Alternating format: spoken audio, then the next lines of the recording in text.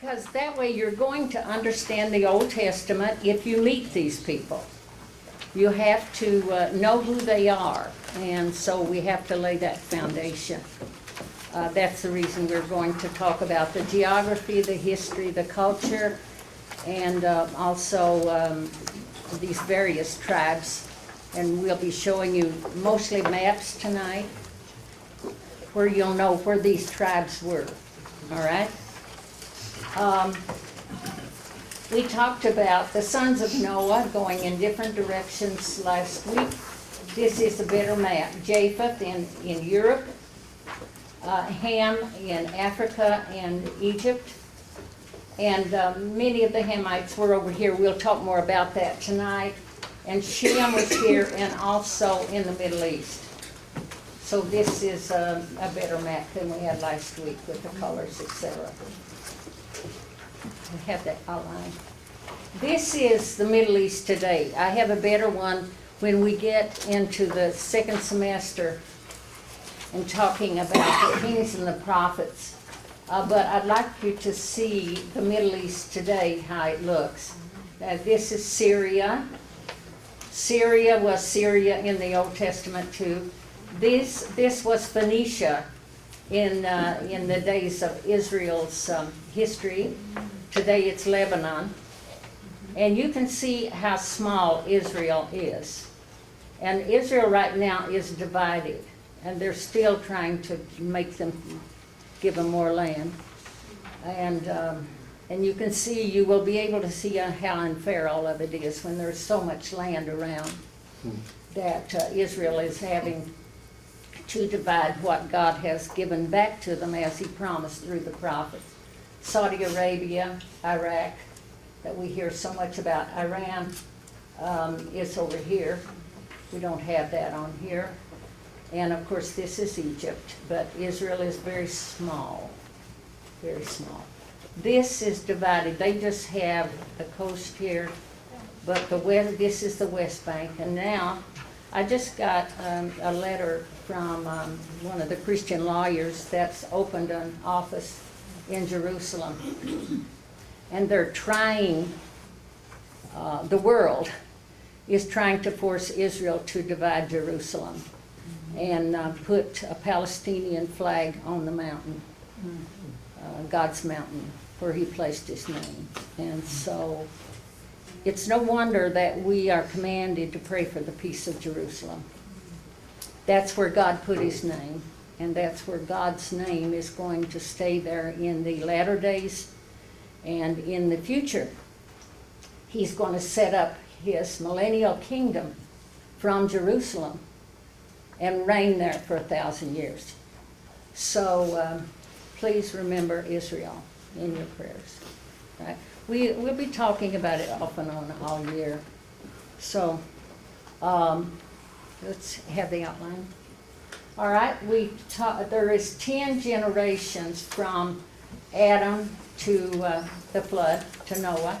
And there's 10 generations from Noah to Abraham. All right? We talked about Peleg last week. In the year when he was alive, the earth was divided. This is where he came about. And we can pretty well tell how many years passed because the Bible mainly gives their ages, how long they lived, etc. And so when Abraham met God, or when God met Abraham, better said, he was living among idolaters, and he himself was an idolater. Abraham is an exciting character. And I hope that, the one thing I hope you see in the Old Testament, so many people show the God of the Old Testament, which is the God of the New Testament, of course, but they show him as somebody that just continually killing people. He's going to get you. When you take this course, you're going to see a God of grace and mercy and love like you never saw it before. God never enjoyed getting people. Never. He never enjoyed destroying people. We see him in the Old Testament, how patient and how loving and how full of mercy that he was. If the Egyptians just believed in God at the time when Moses, God was sending the plagues upon Egypt. And when they came out with a lot of Egyptians. In the Old Testament, if somebody just believed that he was the God of heaven and earth, he saved them. We find him saving Rahab. We talked about that last week. Simply because she believed that the Hebrews that said that he is truly God. You see, they didn't have the Word of God. The world around, only Israel had the covenants, and they had the worship. And they had all of the commandments that God had laid down, and nobody else knew it. Israel was supposed to be a light to the world and show what God was like. That's the reason it was such an offense to God when they were living like everybody else. They were to be lights. But when they were living right and they were believing that Israel had the God of heaven and earth as their God, they just believed that, and they could join the community of Israel. So a lot of Egyptians came over to Goshen. They came out with Israel, and it's one of the reasons why that they were murmuring so much, because they were a divided group. And not only that, but we find later on in the years of the kings that there was a Syria, and Syria was so, they abused the northern kingdom so much. It was terrible what they did to them. And God saved a Syrian general, a captain of the armies, healed him of leprosy. And he believed in God so much that he took dirt back with him to Syria to worship God. So the people of the Old Testament, all they had to do is to believe that God was God. And they became part of the community of God. So that's how loving and full of mercy that God was in the Old Testament. And what he condoned from his own people, because they were his people. And he was going to, his purposes were going to be brought about in the earth if he had to drag them in screaming. And when Jesus came, he was like a root out of the dry ground. Very few people were looking for him. You could count almost on one hand the people who were really looking for him when he came. But he came anyway. And he came to show them what God was like. But they were divided between political and religious factions, at least 5, fighting one another. It was a terrible scene when he came on the scene. But God loves us. God loved them, his ancient people. He still loves them. And he said, as long as there's a sun and a moon and the stars in the sky, Israel will always be a nation before him. He said he would remember his covenant. I've said this a couple of times, and I want you to remember. He would remember his covenant with the nation of Israel for 1,000 generations. Judy read it last week. And a generation was over 50 years, and I counted it up, that's over 50,000 years. In other words, he will never forget his ancient people, Israel. He still has a purpose for them in this state. Okay, chapter 5. We're going to do a little bit of reading, and then we have to go fast through the notes. Turn to page 61. This is part of what Stephen, who was a Greek Jew, who was martyred when he preached the longest sermon of anybody in the history of the Bible.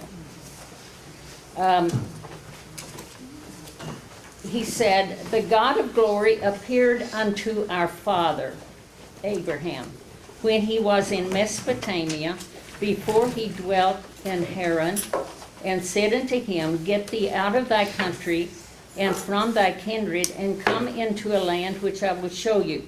Now, most people that talk about Abraham, they have Abraham coming straight from when God revealed himself to Abraham, that immediately Abraham just left. No, he didn't. And this is what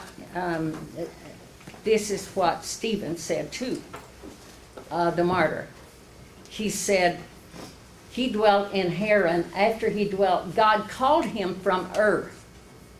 And I explain in your book, in your textbook, that they went north and they stayed there probably. I would say that he was probably young, maybe 30 years old, in Ur when he had a revelation of God and God told him to go. But the family moved north into Haran. And we will look at the maps. We'll look at a larger map a little bit later. And he moved up there, and they gained a lot of wealth, and they lived there for many, many years. They probably, I would say they probably lived there at least 30 years before he finally left for Canaan. And after his father died, he left because he realized that he had to do what God said.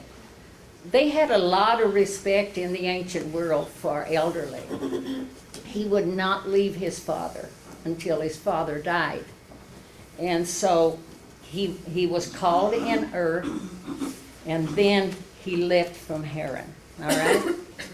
Then came he out of the land of the Chaldeans and dwelt in Haran. And from there, when his father was dead, he removed him into the land in which you now dwell. And he gave him no inheritance in it, no, not so much as to set his foot on. Yet he promised that he would give it to him for a possession, and to his seed after him, when as yet he had no child. See, he was 75 years old when he made his journey into Canaan. 75. And God spoke in this way, that his seed should sojourn in a strange land, a pilgrim there, and that they should bring them into bondage and ill treatment for 400 years. And the nation to whom they shall be in bondage will I judge, said God. And that was Egypt, of course. And after that shall they come forth and serve me in this place. And he gave him the covenant of circumcision. So Abraham begat Isaac and circumcised him the 8th day. And Isaac begat Jacob, and Jacob begat the 12 patriarchs. Let's continue. The introductions are very important.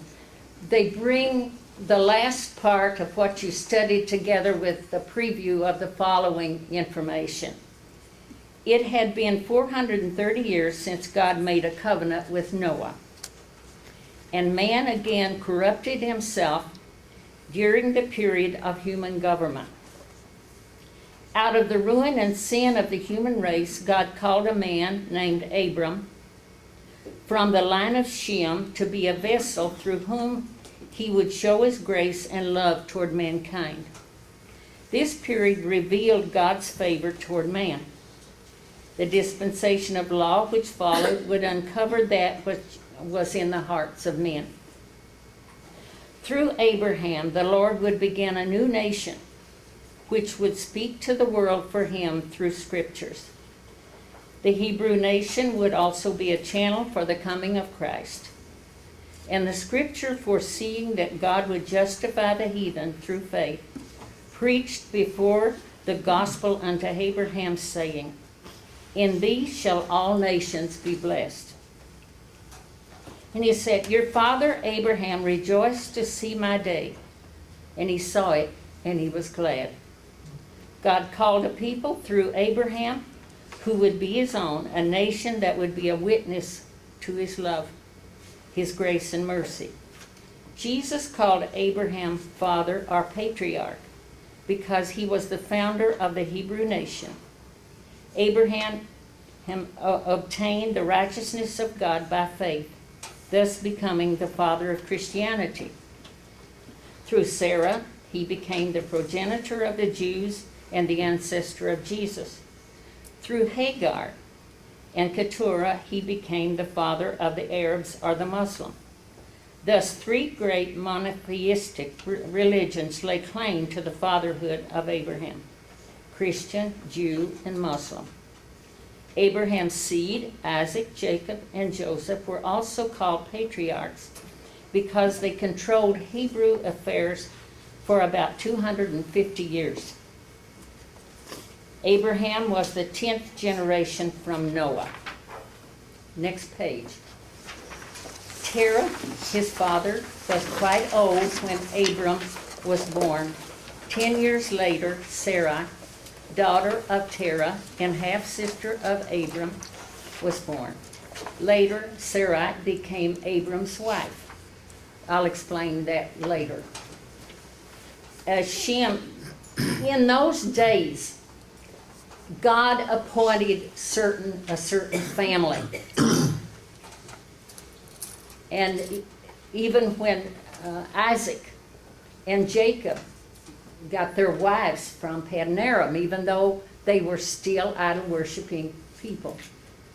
But God had appointed the family of Terah, in whom he would have his blessing. And it is believed, I'll just say it here, it is believed that, or I believe this in studying the history, that God spared Sarah from what most of the culture of Babylon did, is give themselves to prostitution in order to be fruitful. They would give themselves to the temples, to the idol temples, for prostitution. And I believe God spared her. She was to be the mother, not only of the Hebrew nation, but the mother of Christianity. Shem still lived through Abram's lifetime. He was 98 years old when Methuselah died in the year of the flood. Methuselah's life overlapped that of Abram by 243 years. In spite of the fact that over 2,000 years of man's history had ended, theoretically 3 men could have passed important records down to Abram's family. Of course, we can't be sure that they were personally acquainted. We do know now that early civilizations did keep records, and we see a complete genealogy recorded concerning the line of Shem and not of Cain. Therefore, it seems likely that God instructed man to record histories and pass them on to their children. It is also possible that covenants were recorded. Although Abram was chosen and would eventually be elected to bring a nation into existence, the first 75 years of his life were lived in a world of idolatry.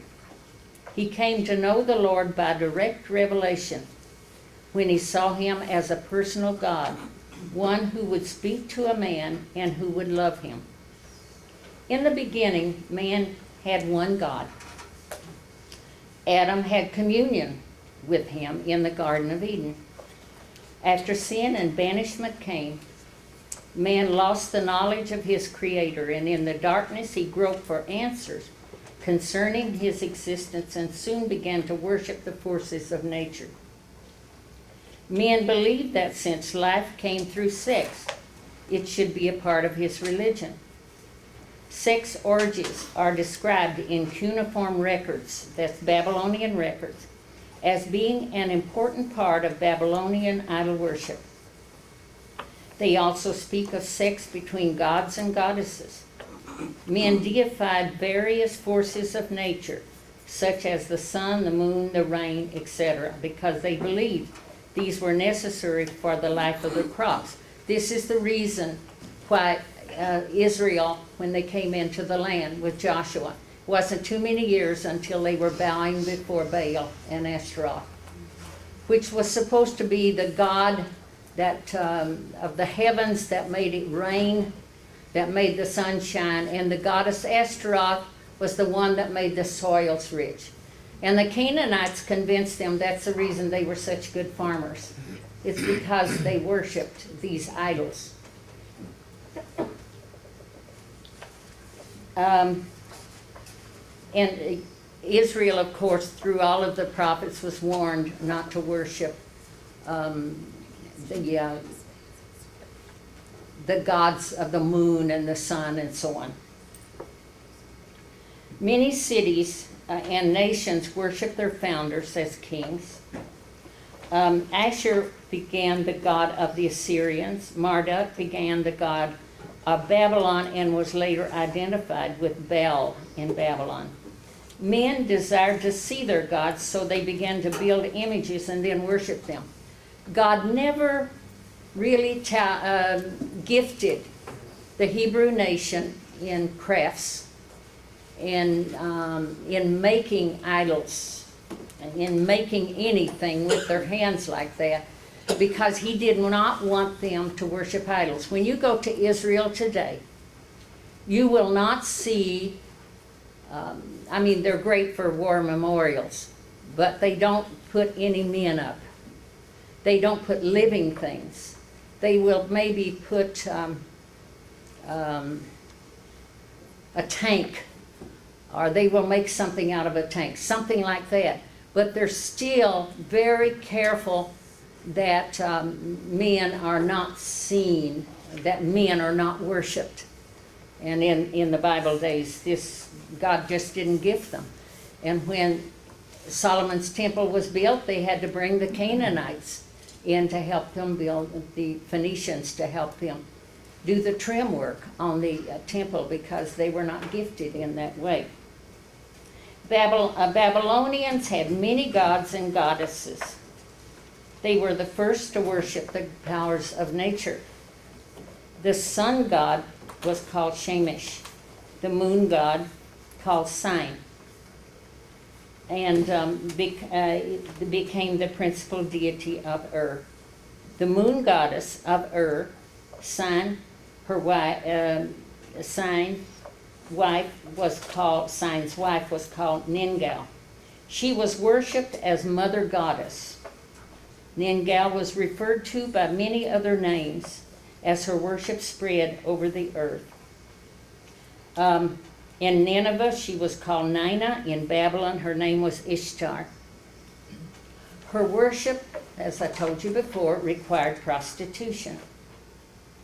There were chambers in the temples where male worshipers were entertained by priestesses.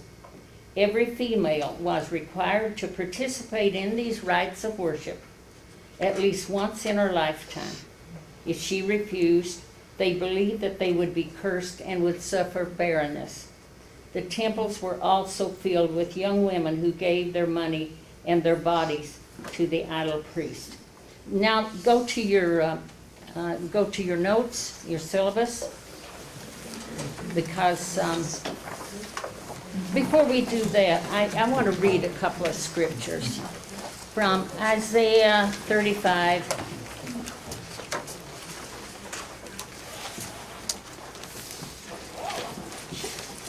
8 through 10. The reason I'm covering this are saying a few words of application about the life of Abraham.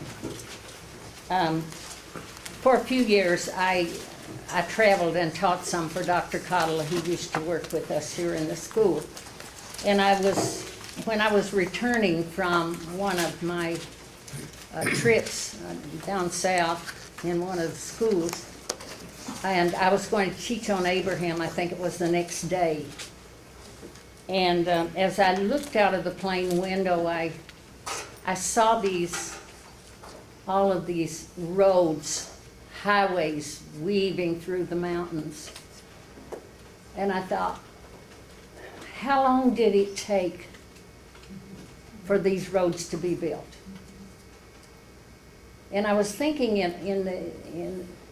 about Abraham and the men of the Bible that God worked with for years and years and years before they really came into the place where God wanted them to. And so I just jotted down a few notes about that. And I know my granddaughter is taking classes, have taken a few classes, long distance, and she took Old Testament. And she said, you know, one thing that really hit me that was so meaningful to me was when you were talking about Abraham in the area of us being a highway as well, and how God prepares us. And I thought, if it did that for her, maybe it'll do that for somebody else in here tonight. 8 through 10. And a highway shall be there, and a way, and it shall be called the way of holiness. The unclean shall not pass over it, but it shall be for those, the wayfaring men, though fools shall not err therein. No lion shall be there, nor any ravenous beast shall go up thereon, and it shall not be found there, but the redeemed shall walk therein. There. And the ransomed of the Lord shall return and come to Zion with songs and everlasting joy upon their heads. They shall obtain joy and gladness, and sorrow and sighing shall flee away. Now, 43 through 5.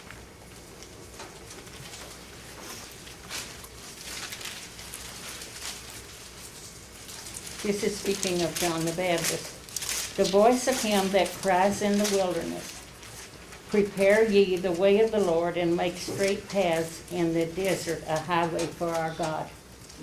Every valley shall be exalted, and every mountain and hill shall be brought low, made low. And the crooked shall be made straight, and the rough places plain. And the glory of the Lord shall be revealed, and all flesh shall see it together, for the mouth of the Lord has spoken. This is John talking about Jesus coming.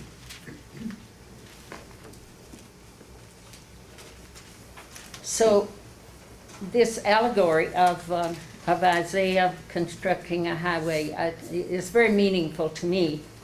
God does not change the requirements of his word. He must change leaders when he's going to use them.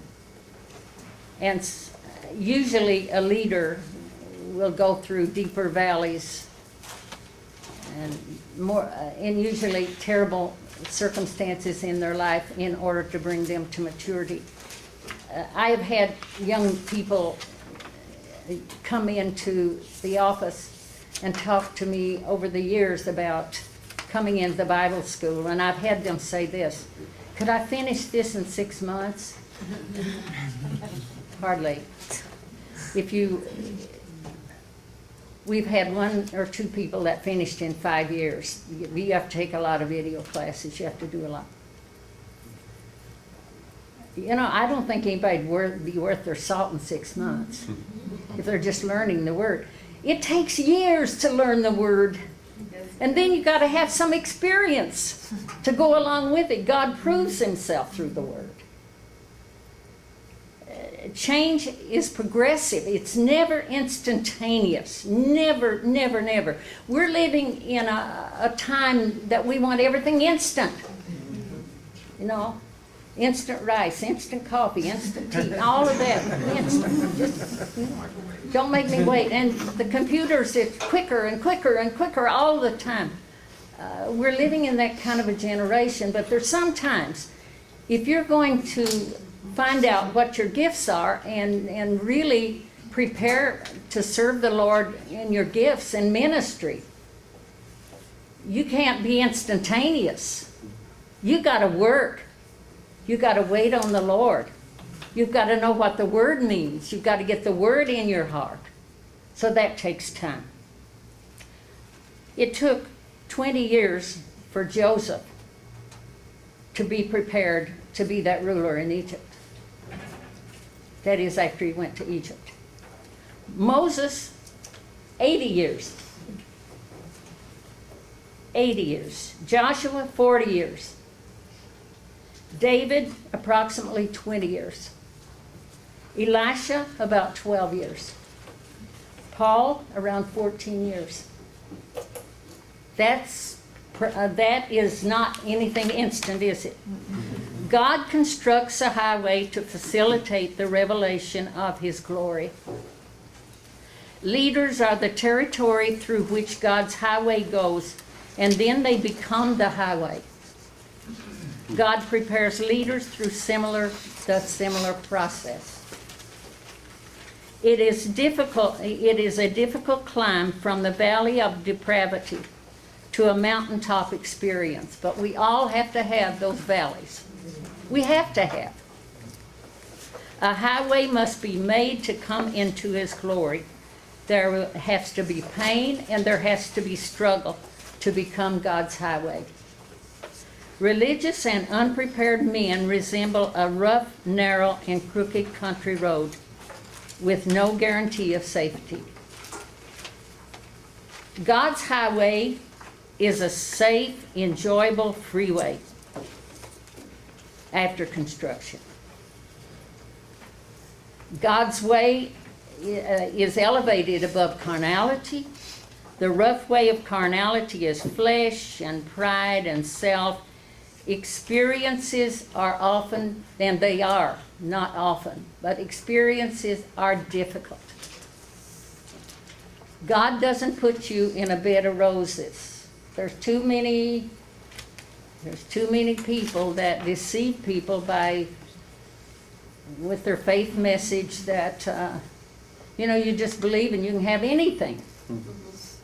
God has timings for everything, even His healings. And He's a God that heals and loves to heal. But there's often timing, His wisdom. We don't know why sometimes He postpones certain things that we know we're going to have.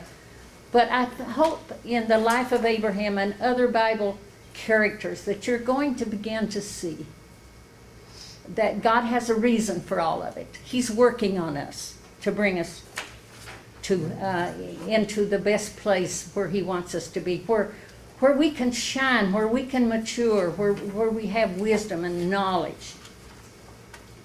Before building commences, I'm talking about roads here, but you can apply it to what God is doing as well. Before building commences, destruction must come. Trees cut down and roots removed from the earth.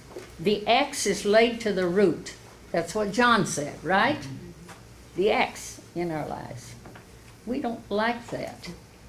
Beautiful trees are often hindrances to the highway, so they got to go down. A devastation period, times of upheaval and ruin when all has been removed.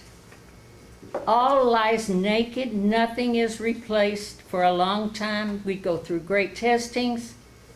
Time goes by and healing begins. Grass and flowers begin to grow to cover the devastation. But then they bring in the big bulldozers that lays low the mountains. The valleys are filled with rock and dirt in places which seem to be more fruitful. We go through weeping and self-pity. These must be sacrificed to make God's highway. We must leave these to lift others. God takes the material of the high places and He fills in the valleys, thus making a level and a unified highway. The crooked places must be made straight. The Lord cuts down, He raises up, and He straightens out our lives. He smooths and covers and shapes. The marred and the scarred are made beautiful. The open wilderness of our lives are tamed and made useful. Our life again begins to blossom and is made fruitful for the enjoyment and the sustenance to the traveler on God's highway. Okay, Mesopotamian background.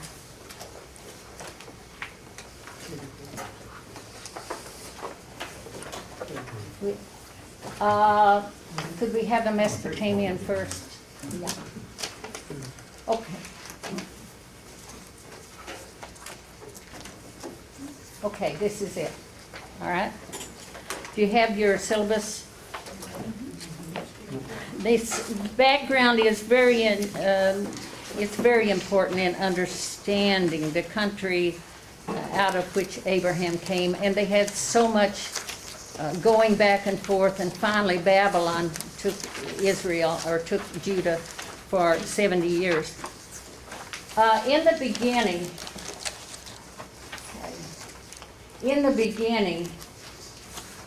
this area had Nimrod, remember? Hamite Nimrod. He went up to Semite territory and founded several cities. One of was Nineveh. He took over this. He hunted the souls of men, the Bible says. All right? Years passed, and finally, this area became mainly Semitic territory because there were two great Semitic kings who arose and ruled most of this area. But still, in Abraham's day, there was several Hamitic peoples. They were a mixed group in this area. He would have been here, somewhere in Haran. All right, look at your. I think I have all of your the different groups of people, and these were called Sumerians. Remember, we covered that last week. The Hamitic peoples were Sumerians. The Akkadians were Semitic people. The Akkadians, and there was an Amorite Semitic group that was not the same as the Amorites that were in Israel that we will cover later. And the Armenians, these were Semitic peoples, very powerful people. There were the Hittites and other strong tribes as well in this area. The Hittites were also Hamitic peoples. In fact, they were part of the group of Canaanites. From about 1700 to 1500 BC, there was a city that we will talk about in a few minutes called Mitanni up here, near where Abraham lived. That was like the Paris of our day. Unbelievable buildings and things that they had. But they were strong, almost like a nation, because around 1500 they warred with the Hittites and Egypt. There was a great battle for power between these groups of people. This is the area where Abraham lived. Rebecca came from Paddan Aram over here. And Jacob spent 20 years plus there, and he married his cousins, and he brought back concubines as well, because God chose their wives for them. He did not want them to marry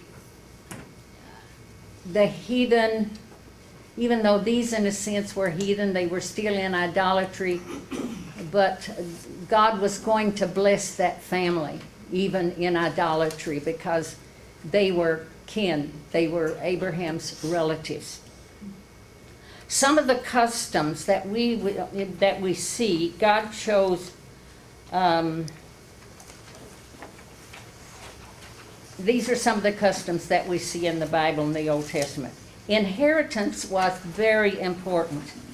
Property could not pass from a family. The Israelites, when Joshua gave them their land, and it was really had already been decided by God when they got their property, they were not allowed to sell their property. They had to keep it for life. And this, when we get into the story of Ahab, you remember that he killed Naboth because he wouldn't sell him his vineyard. He wasn't allowed to sell his vineyard, so Jezebel had him killed.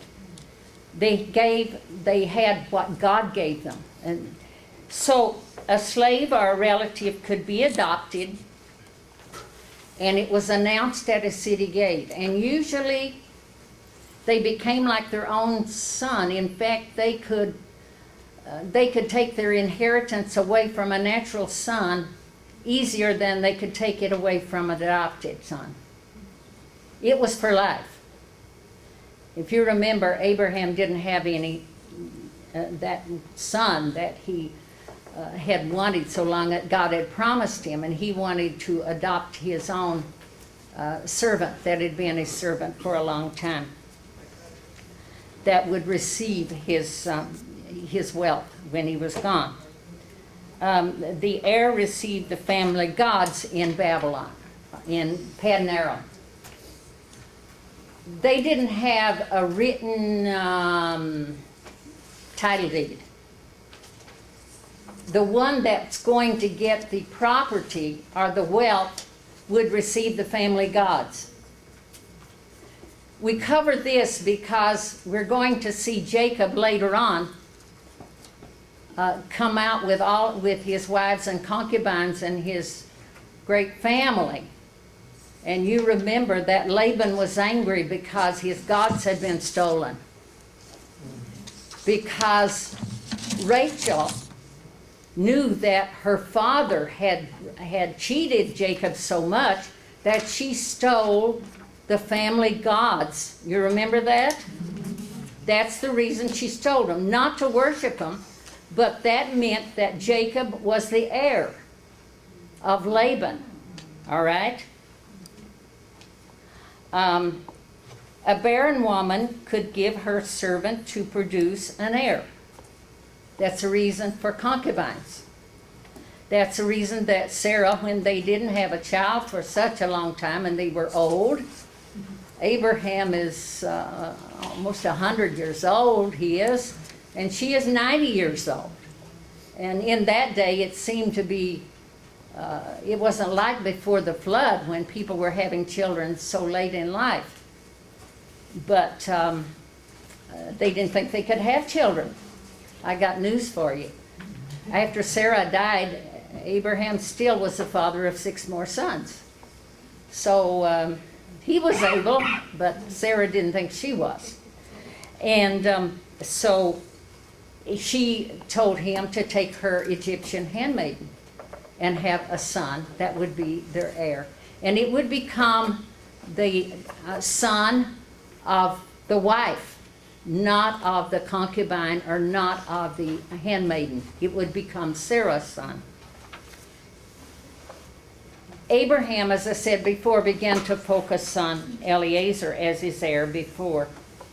And it was very hard for Abraham to send Ishmael out, because you just didn't do that in that day. You didn't send one of your sons, either adopted or your blood son, from your home. And God told him that he had to send Ishmael out of his house. Okay, Mesopotamian geography, you can leave that up. And when moral obligations were not met in a trade, a pair of shoes was passed between parties. This happened in the story of Ruth and Boaz. And what the shoe, I don't know what that had to do with it, but this was the custom that there was a relative that was closer to Naomi than Boaz, but he did not want to marry Ruth, so he passed the shoes to Boaz, and they made a deal that Boaz could marry Ruth. All right? Geography. Geography is a hook on which events of history hang. Geography is very important. Middle East geography and Bible lands include Mesopotamia, Palestine, Egypt, Lebanon, Syria, Persia, Sinai, and Arabia. These were Bible lands. Beginnings in Mesopotamia, the Garden of Eden, this is the first thing we see. Noah and the ark were there. Mesopotamia was 600 miles north to south. 600 miles north to south. all right? And 300 miles east to west. It is Iraq today. The rivers were, let me have some feedback. I'm sure that many of you have read this already. What were the name of the rivers? The Tigris and the Euphrates. Now, in the beginning, there were more rivers. There were 4, but I imagine after the flood, they were not there anymore. What did Tigris mean? Straight or arrow. How many miles did it flow through Mesopotamia? 1,000. Was the Euphrates flow farther than the Tigris? 1,800 miles. It was called fruitful. All right? And it flowed through Babylon, the capital city of Babylon later on. Flowed all the way to the Persian Gulf. The Persian Gulf is the hottest place on earth. In the summertime, it would go up as much as 140 degrees, 120 to 140 degrees. Can you imagine what our soldiers went through over there in the summertime? And they had to wear all this heavy gear. I almost shudder when I think of what they went through. Not only were they in terrible danger, boy, we need to really honor our military for what they go through for this nation. But they have to go into areas. Afghanistan is even worse than that area. Terrible mountains. They don't know when a bomb's going to go off or when somebody's going to, these terrorists are going to take their lives. But brave young men. There's nobody in the world that's braver than the military that we have today. Thank God.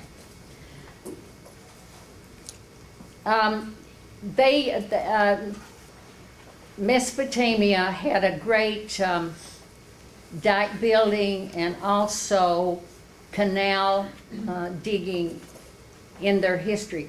In the north, it was rich up here. They had heavy rains. This was not so rich. This is part, they call this the Fertile Crescent, okay? But this would not have been rich if it hadn't been for the heavy rains washing the soil down south.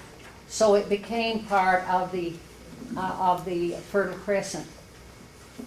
When Babylon was destroyed, the capital city later on, they had at least 20 years of grain stored up. And that's an exciting story that we'll save for later on. So you can see that they had quite a rich area. And the captives that were taken, the Judean captives that were taken, this was part of their job, was digging canals for the Babylonians. Rainfall from 5 to 10 inches annually. Rivers provided irrigation and canals were dug, especially by the Judeans. Temperatures I've already talked about. There were 2 main sections of Mesopotamia. Assyria, which in the beginning were Semitic peoples, but they became the most cruel people in the ancient world. They were like today's terrorists. When they came in against the northern kingdom, they would cut their heads off and put their heads on posts.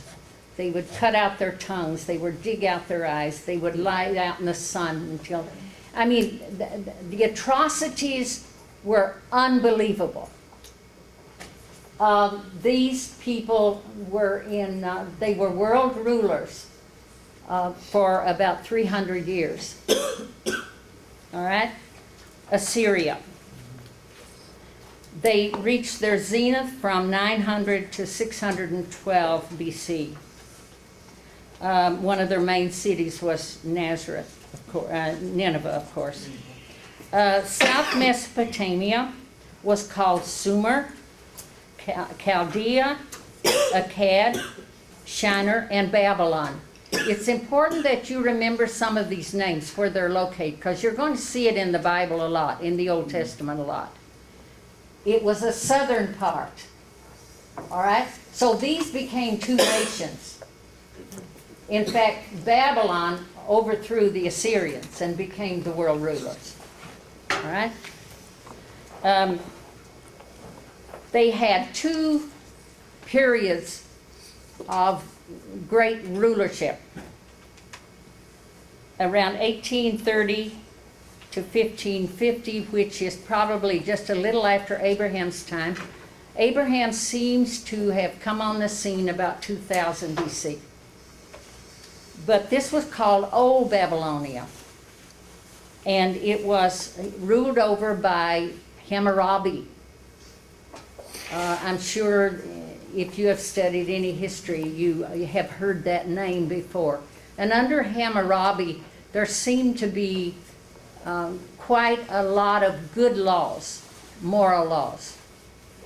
Later on, from 612 to 539, it was called the Neo-Babylonian period under who? Nebuchadnezzar. Where have you heard him before? He was the one that was in rulership when Judah was taken into Babylonian captivity. Okay?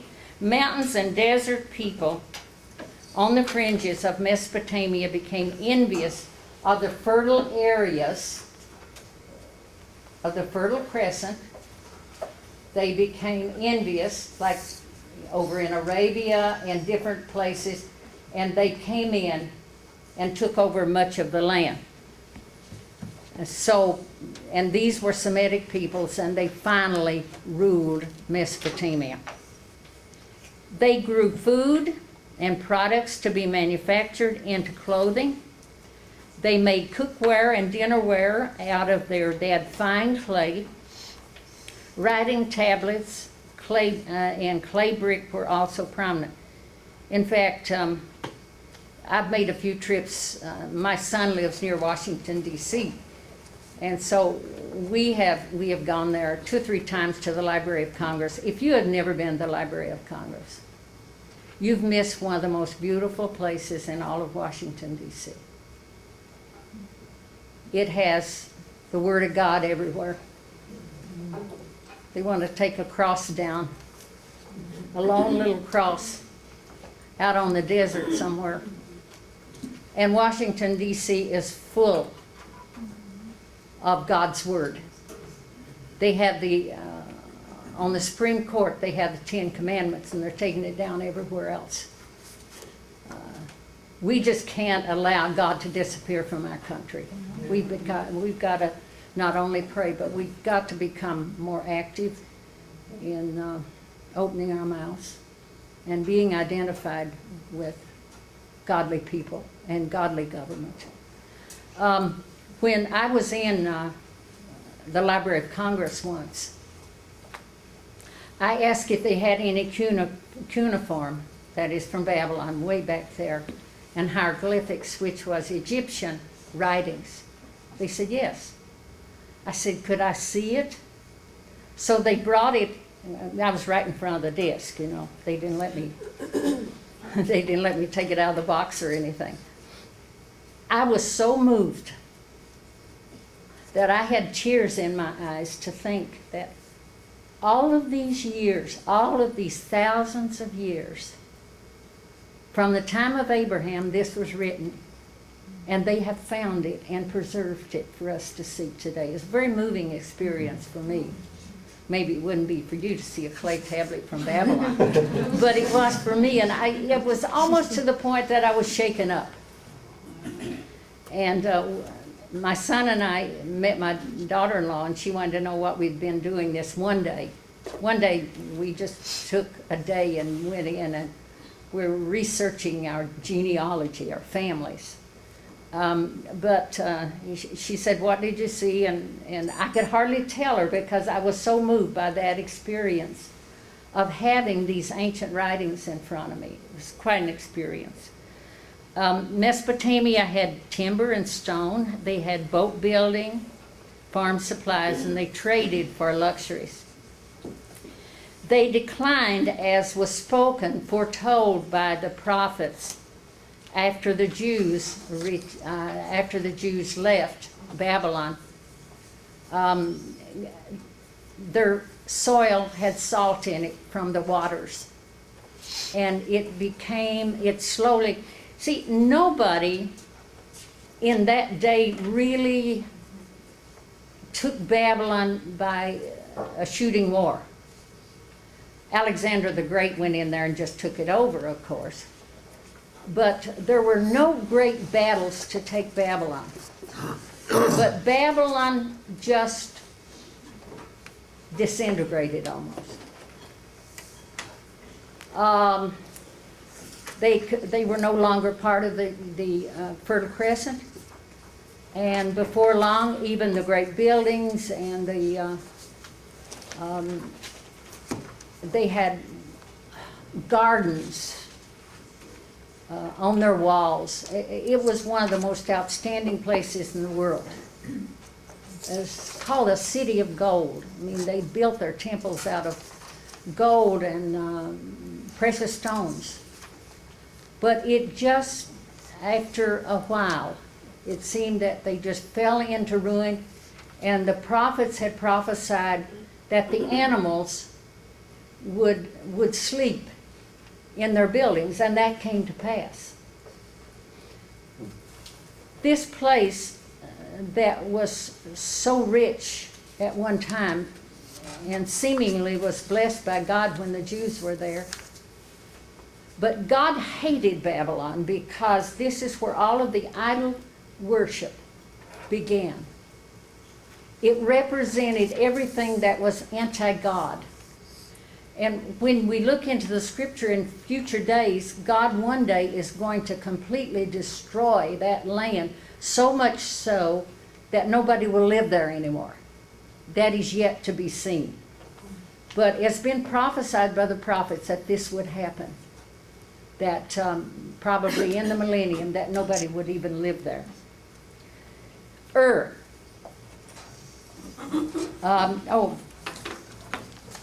At 600 BC, the Euphrates shifted course. There is a story that goes along with that I hesitate to tell you right now. The Euphrates did shift its course, but it shifted its course to let the Jews out.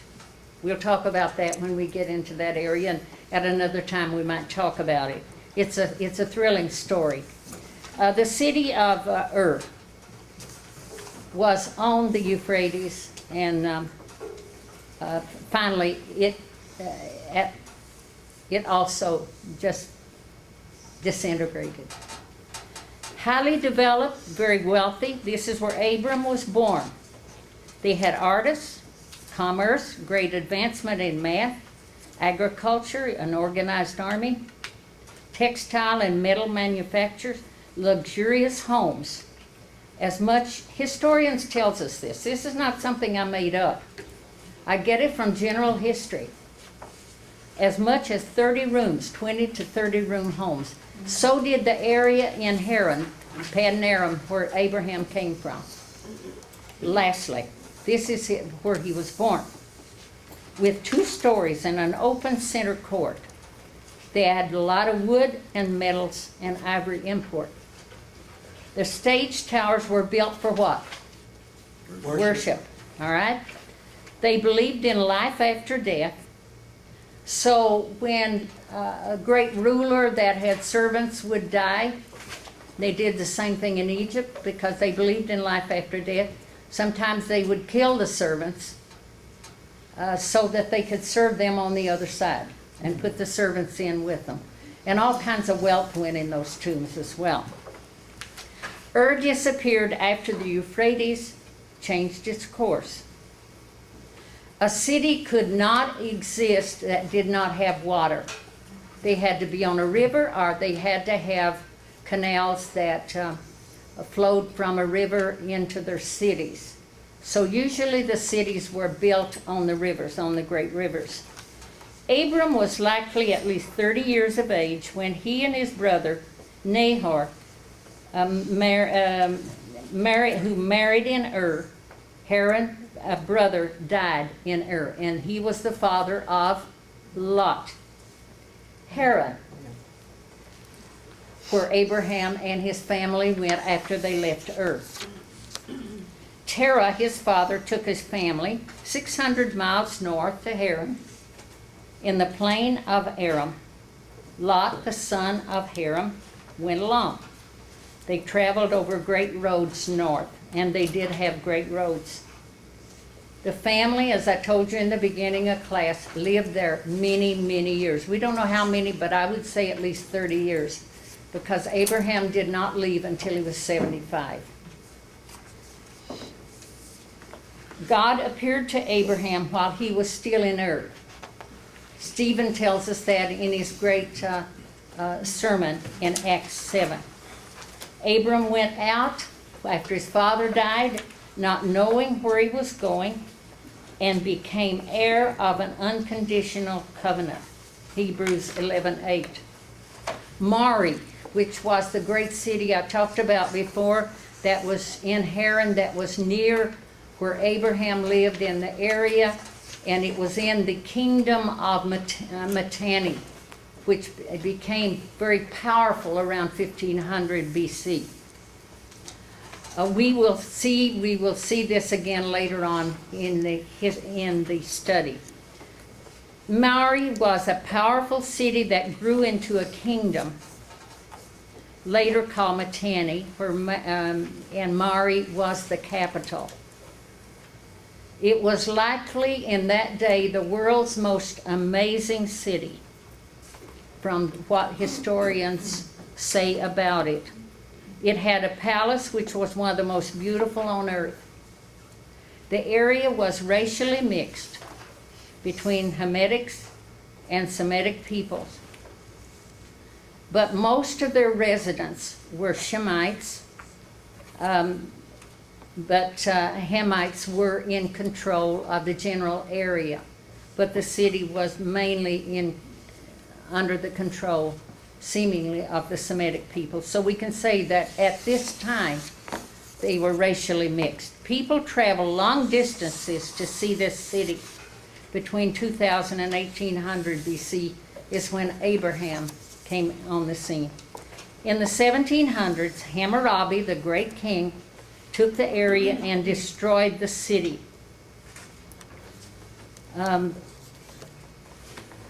Many historians believe that Abraham probably entered Canaan about 2000 BC, maybe even 2100. We don't know for sure.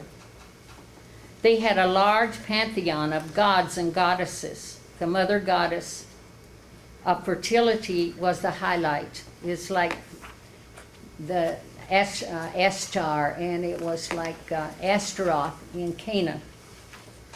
Findings reveal Mari had a great organization in government and leadership. They had great construction of canals and dams. Irrigation was important to the area. Mari had craftsmen and was advanced in fast communications. According to historians, the Amorites in that area, which were Semitic peoples, were peaceful, in contrast to the Canaanite Amorites in Canaan.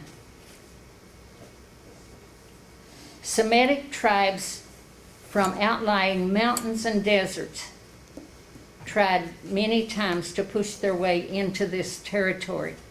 The area was continually in turmoil.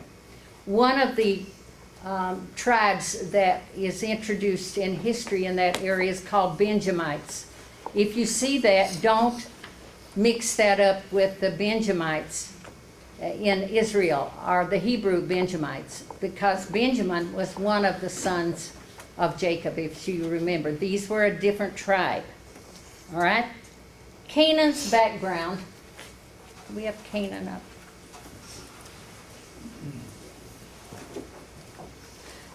Turn in your textbook to page 67. Let's do a little reading.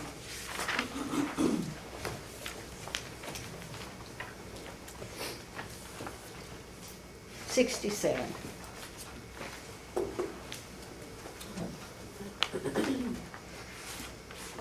Okay, Abraham's journey.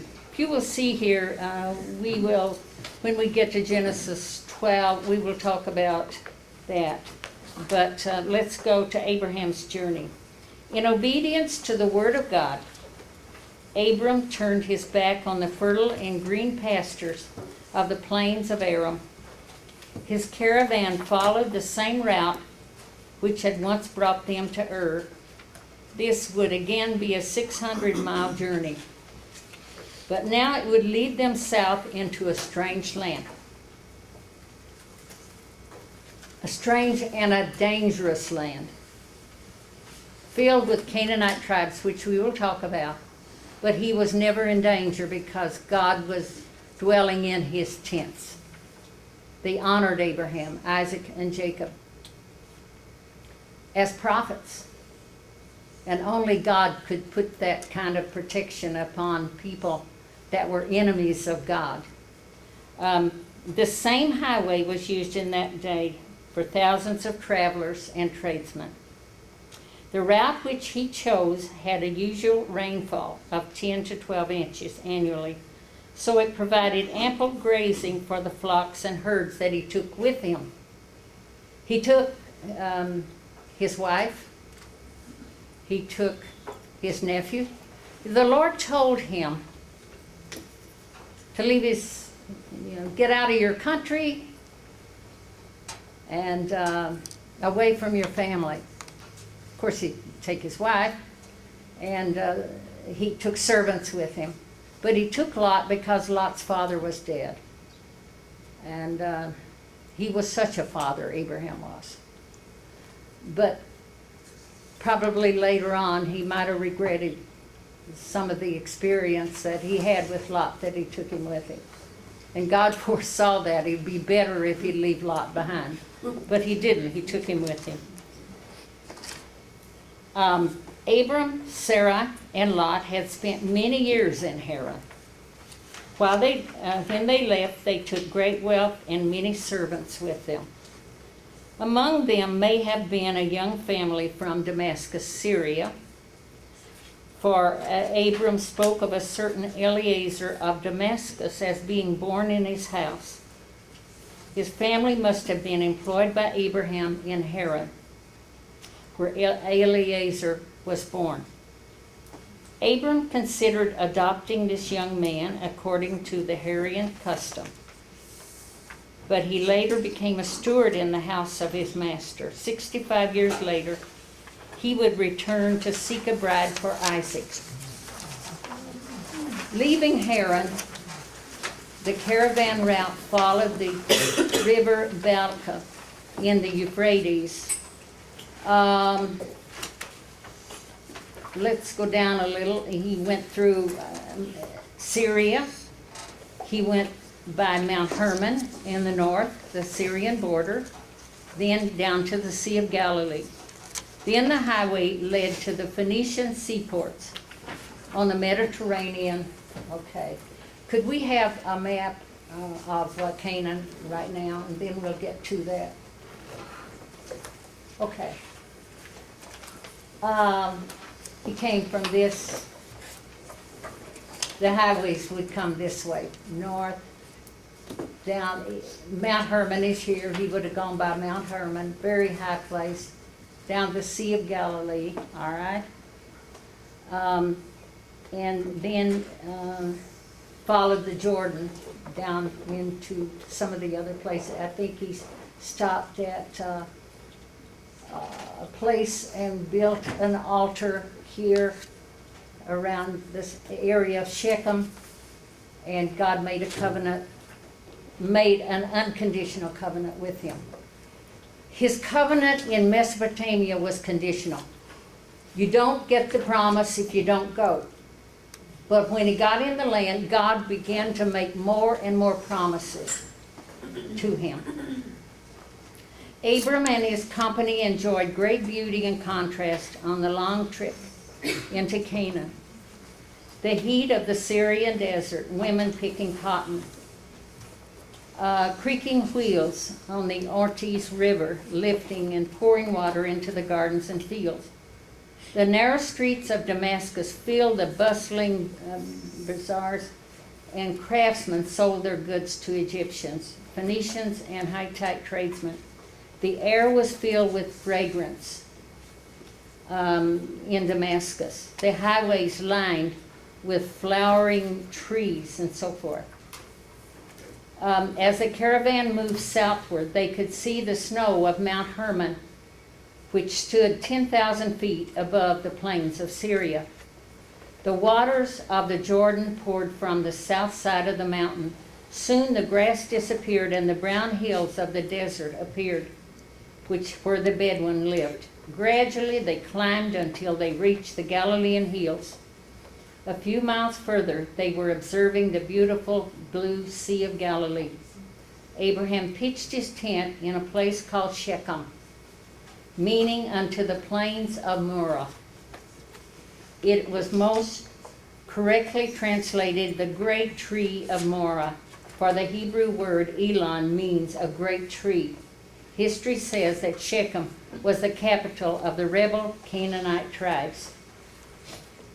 You remember Shechem from, I told you a week or two before? What happened there? They were a Canaanite tribe. When Jacob came in, this is years later now. This is years later. His grandson, Jacob, came in. His daughter was raped, remember? And they made covenant with the Shechemites. And then they went in and killed them, the men. The males, the adult males. And later on, God took a tribe of Canaanites, likely this tribe of Canaanites, by letting them deceive Joshua when he came into the land, and they became a part of Israel. All right? The evils of the Canaanites. Okay. Israel couldn't see their gods. But I wouldn't be impressed with these, would you?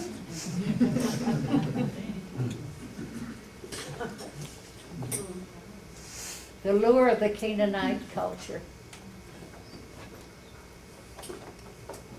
They were supposed to worship God, make an altar to worship God. And here they were worshiping these things made with hand, Baal, Ashtaroth, so on. Okay? Could you put the other map up? Okay. This is Asherah, Ashtaroth, father of gods, El. An altar to Baal. This is an incense stand. Baal, the Lord of heaven and earth. These are the things that they began to worship, all right? Later on, not the patriarchs, thank God. Okay, now when Joshua came into the land, you see the land was filled with these people, the Amalekites, the Midianites here, the Hittites, the Philistines, the Armenians, the Phoenicians, the Amorites, and the Hurrians. They were all over the land. And wherever Joshua would set his foot, God would give it to them, and he would drive them out himself. They just had to obey God. So, okay, could we have a map of the land, Canaan? Okay. Yeah, that later on. It's all right. You can take that off. Let's read the evils of the Canaanites, and then you can take your break. And we'll get back to the tribes. The patriarchs, Abraham, Isaac, and Jacob, sojourned in Canaan over 200 years, surrounded by the enemies of God. Were these enemies as evil as the Bible says they were? Absolutely. What caused ancient cities and empires of the East to disappear? To find the answers to these questions, we must take a look at some of the tribes that inhabited Palestine before, during, and after the period of the patriarchs. The lifestyle of the ancient tribes of Canaan were continually evil. Was this one of the sons of Noah? Yes. Yes. A grandson, but a son. What happened to him through Noah? He was cursed, okay? because God foreknew, God foresaw the evils of the Canaanites. It wasn't that every Canaanite in the world is going to be cursed and they had no choice. They did have a choice, because I've told you how God saved those that believed that Jehovah was the God of heaven and earth. If they believed him, even though they were cursed, God lifted the curse and took them into the community of believers in that day. Continually evil. The same corruption remained throughout centuries until eventually the Lord was compelled to destroy Sodom and Gomorrah. Sex perversion was prevalent among the religious, and they had religious prostitution was practiced. Human sacrifice was common. They killed young children and buried them in the foundations of their homes and public buildings at the time of construction. These atrocities were to placate their gods. God is long-suffering, but he will not overlook continually pride and immorality and the idolatry of nations. To judge the tribes, he used secondary phenomena such as the drying up of waters and other natural occurrences, invasion of armies, plagues, diseases, etc. Today, they have artificial mounds or tells that are evidence of the ruin that were brought about by the wrath of God. Take your break, and we have much more.